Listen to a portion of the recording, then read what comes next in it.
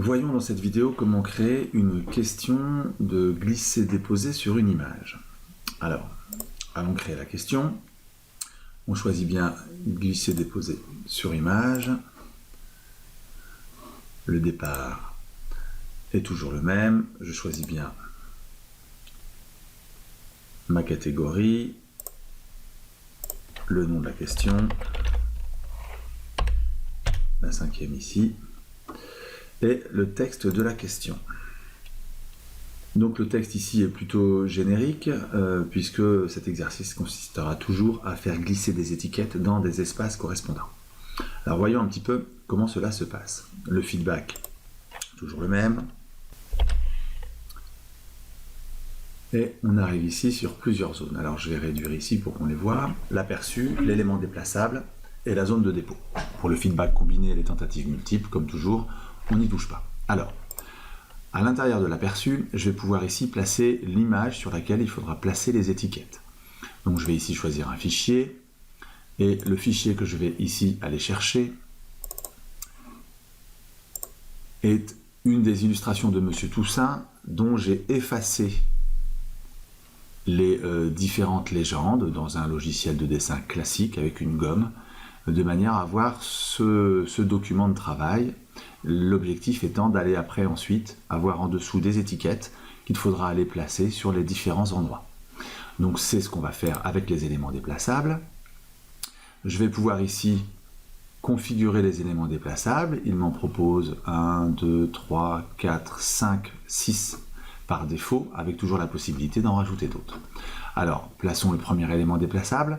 Deux options, soit une image que l'on déplacerait, donc ça pourrait tout à fait être une image que l'on va placer sur l'image principale.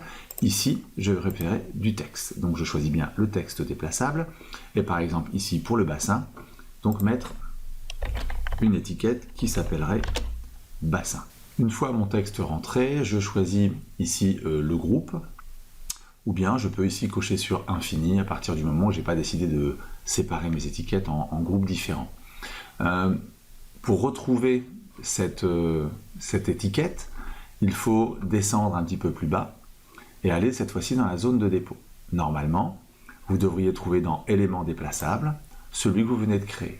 Si je le sélectionne, je me rends compte en remontant sur l'image que l'étiquette de bassin est apparue. Il me suffit ensuite de la placer à l'endroit où elle devrait être positionnée.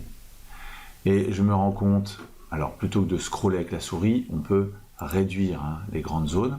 Et je me rends compte ici que la zone de dépôt en fait a été modifiée simplement parce que le logiciel calcule les coordonnées dans l'image de l'emplacement de l'étiquette. Voilà.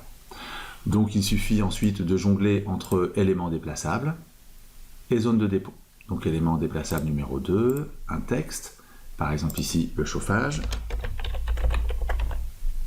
Et parfois, après avoir placé le mot du texte déplaçable, malgré qu'il soit présent, je ne vais pas le retrouver ici dans la zone de dépôt. Je n'ai toujours que bassin.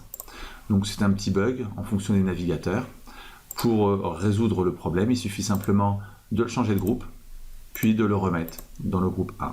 Du coup, on retrouve dans la zone de dépôt numéro 2 les deux possibilités. Donc je vais rajouter chauffage, l'étiquette chauffage apparaît et je vais pouvoir la placer par exemple ici. Je fais ça pour l'ensemble des mots que j'ai effacés sur cette image. On ne va pas le faire ici, mais vous avez compris le principe. Une fois que l'ensemble des mots sont placés, je peux donc enregistrer et aller tester ma question. Donc voici ici ma question. Allons voir son fonctionnement.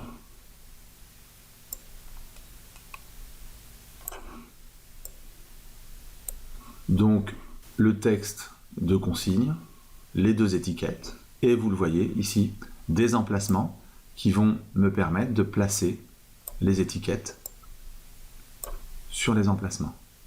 Une fois que c'est fait, j'envoie est terminé, et j'ai ici toujours le feedback combiné, et puis ici le feedback général.